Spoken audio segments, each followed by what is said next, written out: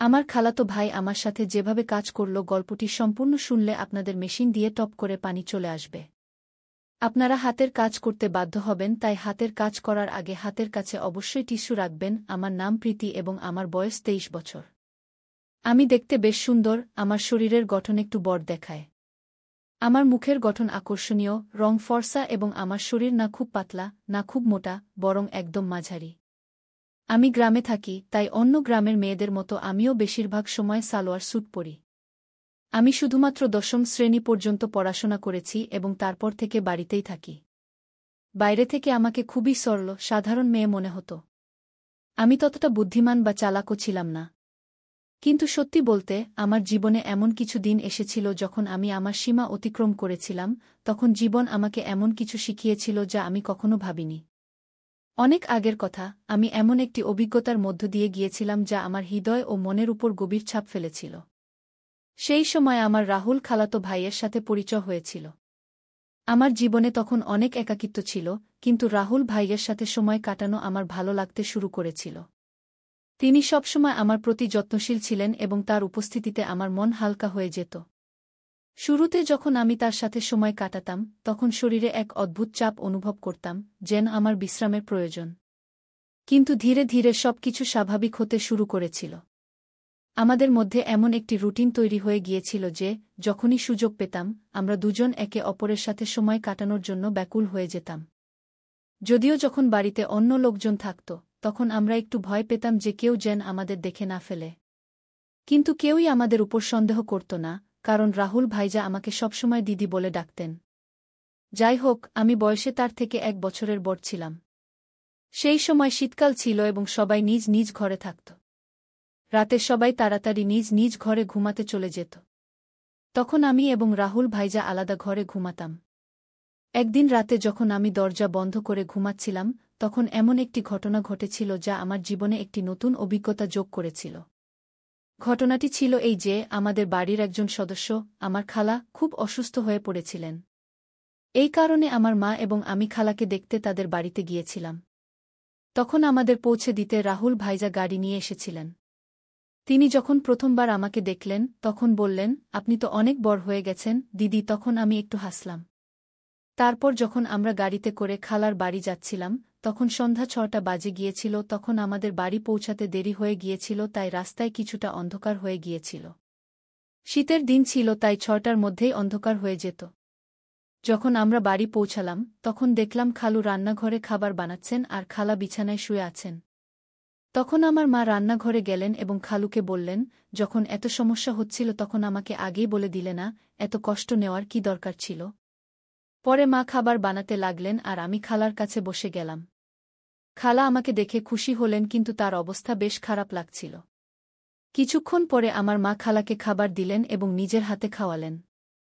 ঠিক সেই সময় রাহুল ভাইজা আমাকে ডাকলেন। তখন আমি তার দিকে তাকালাম এবং জিজ্ঞেস করলাম, কি হয়েছে ভাইজা? তিনি আমার দিকেই তাকিয়েছিলেন, যেন কিছু বলতে চাইছেন। তার কথাগুলো পরে আমাকে একটি নতুন অভিজ্ঞতা দিয়েছিল। রাতের খাবারের সময় যখন হল, আমি ঘরে গেলাম যেখানে রাহুল ভাইয়া খাবার খাচ্ছিলেন। তিনি আমাকে দেখেই বললেন, দিদি আসুন, একসাথে খাবার খাই। আমি না করে বললাম, না ভাইজা, আপনি আগে খান, আমি পরে খাব। কিন্তু তিনি জোর করে আমাকে বসালেন। আমিও ক্ষুধার্ত ছিলাম, তাই বেশি আপত্তি করিনি এবং আমরা দুজন একসাথে বসে খাবার খেতে লাগলাম। তখন আমরা দুজন খুব মজা করে খাবার খেলাম, কারণ খাবার আমরা একসাথে এনেছিলাম। খাবার শেষ হওয়ার পর আমি আমার মায়ের ঘরে ঘুমাতে যাচ্ছিলাম। ঠিক তখন রাহুল ভাইজা বললেন, দিদি যদি আপনার খারাপ না লাগে তাহলে আপনি এখানে আমার ঘরেই ঘুমিয়ে যান। তার এই কথা শুনে আমি হতবাক হয়ে গেলাম এবং বললাম, না ভাইজা, আমি মায়ের সাথে ঘুমাব। কিন্তু তখন বারবার তিনি আমাকে অনুরোধ করতে লাগলেন। শেষ পর্যন্ত আমি রাজি হয়ে গেলাম, ঠিক আছে, আমি এখানে ঘুমাব, কিন্তু আগে মাকে বলে দিতে চাই যে আমি আপনার ঘরে ঘুমাচ্ছি। এতে রাহুল ভাইজা নিজেই গিয়ে মাকে বললেন যে আমি তার ঘরে ঘুমাচ্ছি। এদিকে আমি আমার সালোয়ার কুর্তা বদলে ফেললাম, কারণ আমার কাপড় কিছুটা টাইট ছিল।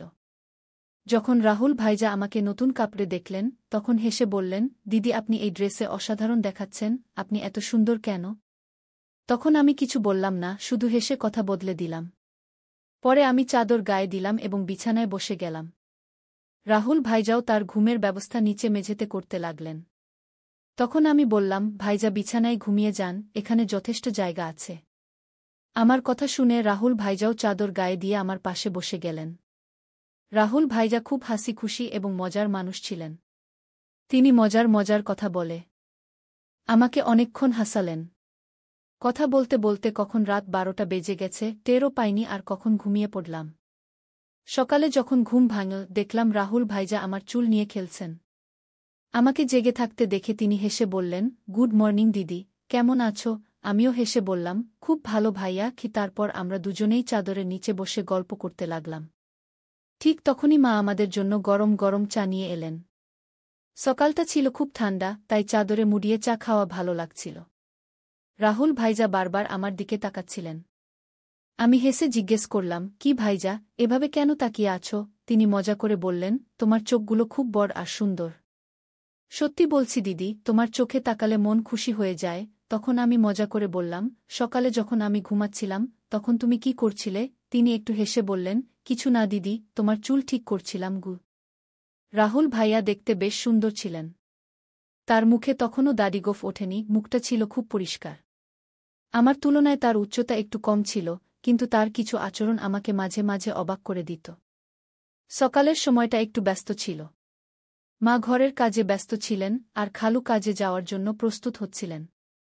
তখন আমিও মায়ের সাহায্য করতে লাগলাম। এর মধ্যে খালু খাবার প্যাক করে কাজে চলে গেলেন। আমার প্রতিদিন সকালে গোসল করার অভ্যাস ছিল, তাই আজও গোসল করতে বাথরুমের দিকে গেলাম। আমি জানতাম না যে রাহুল ভাইজাও তখন গোসল করছেন। বাথরুমের দরজা খুলতেই আমি লজ্জায় লাল হয়ে গেলাম আর দ্রুত আমার ঘরে ছুটে এলাম। রাহুল ভাইজা তখন গোসল করছিলেন, তার মুখে সাবুন লাগানো ছিল, তাই তিনি আমাকে দেখতেই পাননি। কিন্তু আমি এত বেশি লজ্জা পেয়ে গেলাম যে সেই দৃশ্য বারবার আমার মাথায় ঘুরতে লাগল। ঘরে বসে আমি নিজের চিন্তায় ডুবে গেলাম আর আস্তে আস্তে হাসতে লাগলাম গু। এর মধ্যে রাহুল ভাইজা গোসল করে ঘরে এলেন। আমাকে একা হাসতে দেখে মজা করে বললেন, কি ব্যাপার দিদি, আজ তো খুব খুশি লাগছে। তার কথা শুনে আমি একটু চুপ করে গেলাম আর বললাম, না ভাইজা, এমন কিছু না, এমনিই হাসছিলাম। রাহুল ভাইজা মোবাইল নিয়ে পাশে এসে বসে বললেন, সত্যি সত্যি বলো দিদি, কি ভাবছিলে যে এত হাসি পাচ্ছিল? তখন আমি হেসে বললাম, না ভাইজা, কিছুই না। কিন্তু রাহুল ভাইজা জিদ ধরলেন, না দিদি, বলো না। না বললে আমি ভুল বুঝব। তখন আমি বললাম, প্লিজ ভাইজা, এই কথাটা এখানেই শেষ করো। এতে ভাবার কিছু নেই কি। তারপর আমি দ্রুত উঠে গোসল করতে চলে গেলাম। গোসলের পর আমি ঘরে ফিরে এলাম আর মজা করে ইচ্ছে করে একটু পানি রাহুল ভাইয়ার দিকে ছুড়ে দিলাম। এটা দেখে রাহুল ভাইজা হঠাৎ উঠে দাঁড়ালেন আর আমার চুল ধরে আমাকে বিছানায় বসিয়ে দিলেন। তার এই আচরণ দেখে আমার রাগ হয়ে গেল। আমি রেগে বললাম, এটা কি করছো ভাইজা? আর রাগে তার হাত ছাকিয়ে দিলাম। এরপর রাহুল ভাইজা কিছু না বলে চুপচাপ ঘর থেকে বেরিয়ে গেলেন। তার এই ব্যবহার দেখে আমিও অবাক হয়ে গেলাম। নিজের উপর আফসোস হতে লাগল যে হয়তো আমার এটা করা উচিত ছিল না। তারপর দ্রুত আমি আমার চুল ঠিক করে মায়ের কাছে চলে গেলাম। খালু খালার যত্ন নিচ্ছিলেন, তাকে ওষুধ দিচ্ছিলেন আর খাবার তৈরি করছিলেন। ঠিক তখনই খালা আমাকে বললেন, যাও রাহুলকে ডেকে আনো, গরম গরম খাবার খেতে বলো, নইলে ঠান্ডা হয়ে যাবে গু। আমি জানতাম রাহুল ভাইজা আমার উপর রাগ করেছেন। তাকে ডাকতে গিয়ে দেখলাম তিনি ছাদে বসে ফোন দেখছেন। আমি ডাকলাম, ভাইজা নিচে এসো, মা ডাকছেন, খাবার খেয়ে নাও। কিন্তু তিনি কোনো উত্তর দিলেন না। তখন আমি আরও কাছে গিয়ে বললাম, প্লিজ ভাইজা, আমার উপর রাগ করো না। আমার ভুল হয়ে গেছে, আমি ক্ষমা চাইছি গু। তবুও তিনি আমার দিকে তাকালেন না, ফোন দেখতে থাকলেন। তখন আমি তার হাত ধরে বললাম, ভাইজা, ভুল শুধু আমার না, তুমিও তো আমার চুল টেনেছিলে, তাই আমার রাগ হয়েছিল। এখন এত রাগ করো না গে। তখন আমার চোখে পানি চলে এল আর কাঁদতে কাঁদতে বললাম, ভাইজা প্লিজ এত রাগ করো না। যদি আমার ভুল হয় তবে আমাকে এক না দুটা চড় মারো, কিন্তু এভাবে চুপ করে থাকো না গি। আমাকে কাঁদতে দেখে রাহুল ভাইয়ার রাগ একটু ঠান্ডা হল। তিনি আস্তে বললেন, ঠিক আছে, কাঁদো না। কিন্তু তোমার আমার উপর হাত তোলা উচিত হয়নি। যাই হোক, ছেড়ে দাও, চলো খাবার খেয়ে নিই গু। তখন আমি বললাম, প্রথমে এটা বলো যে তুমি আমাকে মাফ করে দিয়েছ। তখন তিনি হেসে বললেন, আরে অনেক হয়েছে, এখন চুপ করো, নইলে আমাকে আরও বেশি ক্ষমা চাইতে হবে গু। তারপর আমরা দুজন নিচে গিয়ে খাবার খেতে বসলাম। খালু আর খালা আগেই খেয়ে ফেলেছিলেন। মা রান্নাঘরের কাজ শেষ করছিলেন। খাওয়ার পর আমি খালার পাশে বসে গেলাম আর তার সাথে কথা বলতে লাগলাম, খালার স্বাস্থ্যের খোঁজ নিতে লাগলাম। এই সময় মা বললেন, তোমরা এবং রাহুল এখানেই থাকো, আমি নিকটবর্তী বাড়িতে দেখা করতে যাচ্ছি।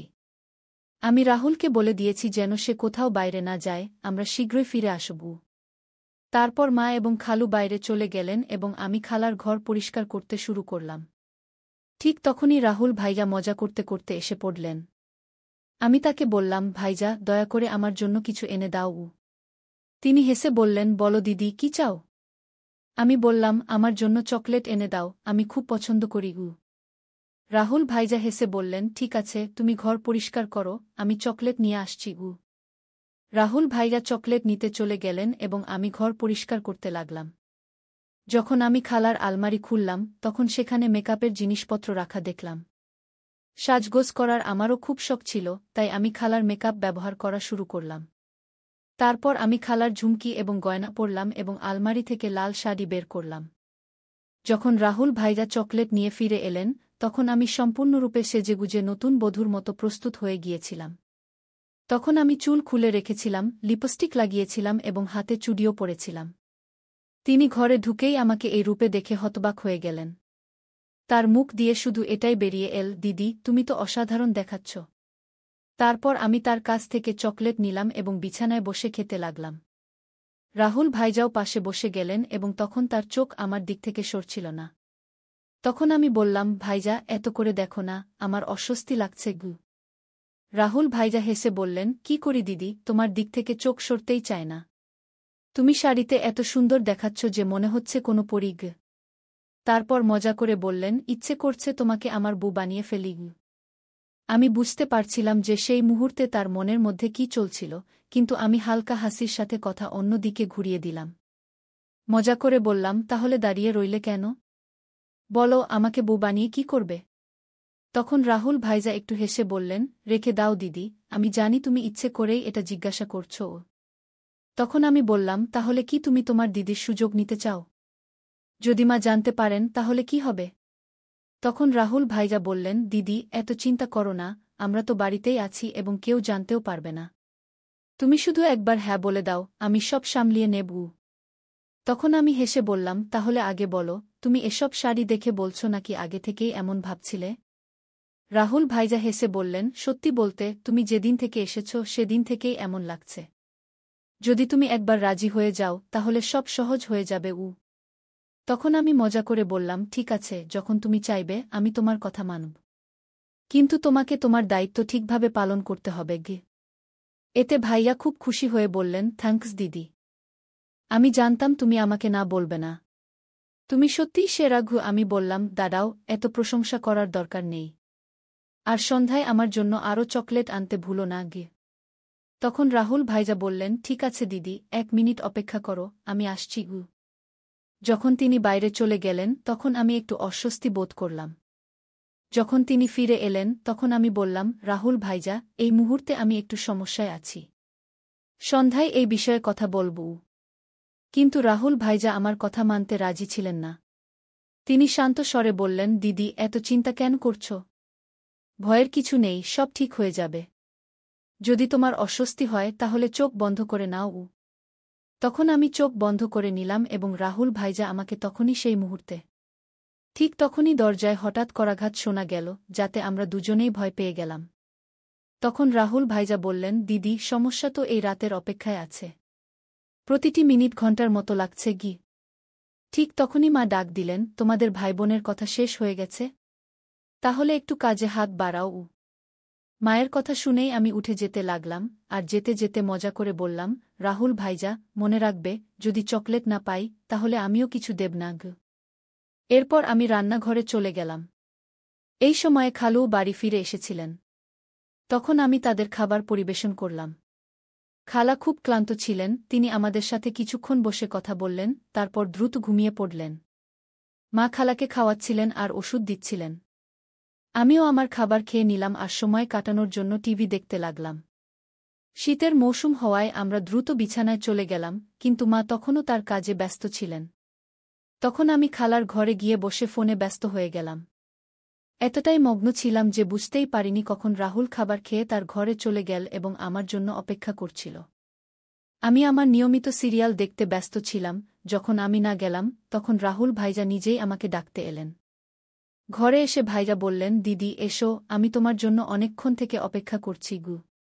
ঠিক তখনই মা বললেন, কোনো সমস্যা নেই, যদি তুমি একা ঘুমাতে চাও তাহলে ঘুমিয়ে পড়ো। তোমার দিদি আমার সাথে ঘুমাবে গি। মায়ের কথা শুনে ভাইয়া দ্রুত বললেন, না না, আমরা শুধু কথা বলছিলাম। যাই হোক, কয়েকদিন পর তোমরা চলে যাবে, তখন কখন দেখা হবে কে জানে। আর দিদির সাথে খেলতে পারবু। তখন আমি মাকে আশ্বস্ত করে বললাম, মা, ভাইজা ঠিক বলছে গি। এরপর মা বললেন, ঠিক আছে, যেমন তোমরা চাও গি, এবং আমরা ঘরে চলে গেলাম। ঘরে যেতেই রাহুল ভাইজা দ্রুত দরজা বন্ধ করে দিলেন। তখন আমি বুঝে গেলাম যে ভাইজা আর অপেক্ষা করতে পারছেন না। কিন্তু তখনও মা আর খালু জেগেছিলেন, তাই আমি বললাম, ভাইজা একটু রাখো, সবাই ঘুমিয়ে পড়ুক, তারপর কথা বলবো। যদি কেউ আমার কথা শুনে ফেলে তাহলে সমস্যা হবে গু। ভাইজা বললেন, দিদি আর অপেক্ষা করা যায় না গি। ঠিক তখনই আমার চকলেটের কথা মনে পড়ল। আমি বললাম, ঠিক আছে ভাইয়া, কিন্তু আগে আমার চকলেট দাও। ভাইয়া তাড়াতাড়ি পকেট থেকে চকলেট বের করে দিলেন। এরপর আমি চকলেট খেতে লাগলাম আর ভাইজা পারফিউম লাগাতে লাগলেন। শুরুতে আমরা মজায় একটু একটু ঠাট্টাতামাশা করতে লাগলাম, এতে আমাদের মধ্যে মজার ঝগড়া শুরু হয়ে গেল। আমরা বিছানায় লাফাতে লাগলাম, কারণ আমাদের বয়স তখনও ছোট বাচ্চাদের মতো ছিল। ঠিক তখনই মা চিৎকার করে বললেন, প্রীতি, অনেক হয়েছে, এখন ঘুমিয়ে পড়ো, কারণ বিছানার শব্দ তাদের ঘর পর্যন্ত পৌঁছাচ্ছিল।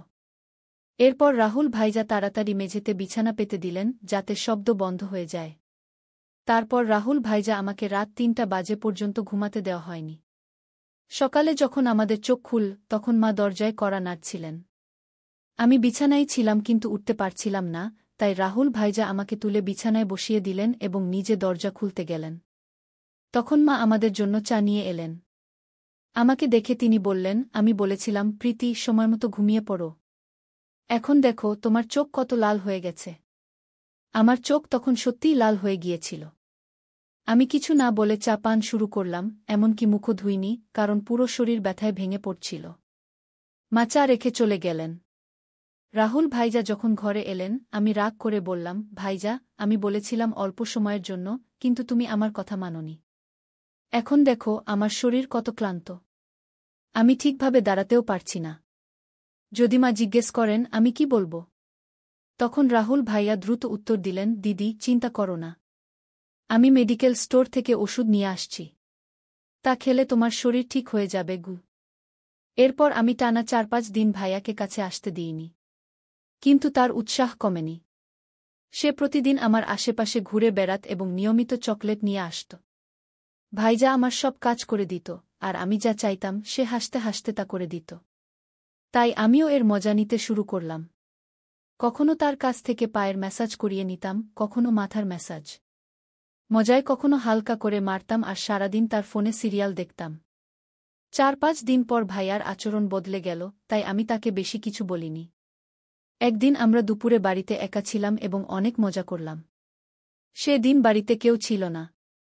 ভাইজা আমাকে সারাদিন কোথাও বসতে দেয়নি, সবসময় নিজের কাছেই রাখত। এই ঘটনার পর আমি আর ভাইজা খুব সাধারণ হয়ে গেলাম। যখনই তার ইচ্ছা হতো সে আমাকে ঘরে ডাকত, আর আমি এখন এর অভ্যাসও করে ফেলেছিলাম। আমরা সেই দিনগুলোর পুরো মজা নিলাম। কিন্তু জীবনে প্রতিটি ভালো সময়ের পর একটি খারাপ সময়ও আসে, আর এই খারাপ সময়ও ভাইয়ার কারণেই এল। আসলে ২-০ দিন পর আমাদের গ্রামে ফিরতে হতো, কারণ এখন খালা বেশ সুস্থ হয়ে গিয়েছিলেন এবং আমরা সেখানে অনেক দিন হয়ে গিয়েছিলাম। তখন মা হঠাৎ ফেরার সিদ্ধান্ত নিলেন এবং বাবাকে কিছুই বলেননি। আমি আর ভাইজা যখন এটা শুনলাম, আমাদের একদম ভালো লাগল না। তখন ভাইজা বলল, দিদি, যাওয়ার আগে শেষবার একটু সময় দাও। কে জানে আবার কখন দেখা হবে। তখন ভেতর থেকে আমিও প্রস্তুত ছিলাম। কিন্তু সে দিন বাড়িতে সবাই ছিল, এমনকি খালু আজ বাড়িতেই ছিলেন। তখন খালু মাকে বললেন, দিদি, আজ থাকো। আমি কাল তোমাকে বাস স্ট্যান্ড পর্যন্ত ছেড়ে দেব। এটা শুনে আমি একটু খুশি হলাম, কারণ আমাদের কাছে এক রাত ছিল। তখন শেষ পর্যন্ত মাও রাজি হলেন। এরপর আমরা খুবই অধৈর্য হয়ে রাতের অপেক্ষা করতে লাগলাম। যখন রাত হল, তাড়াতাড়ি খাবার খেয়ে আমরা আমাদের ঘরে চলে গেলাম। তখন আমরা এতই অস্তর্ক হয়ে গিয়েছিলাম যে দরজাও ঠিকমতো বন্ধ করিনি। তখন অল্প সময়ের মধ্যেই হঠাৎ খালু এসে আমাদের সেই অবস্থায় দেখে ফেললেন। আমি ভয়ে কাঁপতে লাগলাম এবং সঙ্গে সঙ্গে সেখান থেকে সরে গেলাম। খালু তখন খুব রেগে গিয়েছিলেন, কিন্তু তিনি ধৈর্য ধরে পুরো পরিস্থিতি সামলে নিলেন। তিনি আমাদের উপর রাগ না করে আমাদের ভুলগুলো বোঝালেন এবং সে দিন আমাকে একটি বড় শিক্ষা দিলেন। তখন খালুর ভালোবাসা আর সহযোগিতায় আমরা পরিস্থিতি সামলে নিলাম। এরপর থেকে আমি আমার ভুলগুলো থেকে অনেক কিছু শিখেছি।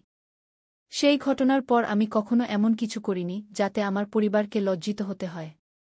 তাই বন্ধুরা, আমাদের জীবনে ভুল হতে পারে, কিন্তু সেগুলো থেকে শেখাটাই সবচেয়ে গুরুত্বপূর্ণ।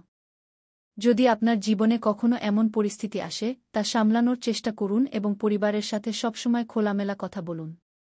এই গল্প আমাদের শেখায় যে কোনো সম্পর্কেই সীমারেখা থাকা গুরুত্বপূর্ণ। অতিরিক্ত ঘনিষ্ঠতা কখনো কখনো ভুল বোঝাবুঝির কারণ হতে পারে। তাই আমাদের সবসময় নিজের এবং অন্যের সুবিধাকে প্রাধান্য দিতে হবে। পরিবারের পরিবেশ আর সম্পর্কের সম্মান করা খুবই গুরুত্বপূর্ণ।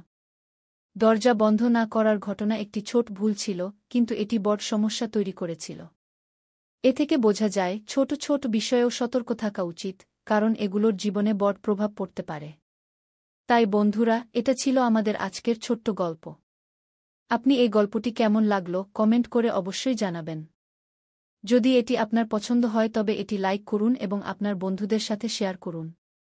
আরও এমন রোমাঞ্চকর গল্পের জন্য আমাদের চ্যানেলটি সাবস্ক্রাইব করুন এবং বেল আইকন টিপতে ভুলবেন না যাতে আপনি আমাদের কোনো গল্প মিস না করেন। ধন্যবাদ।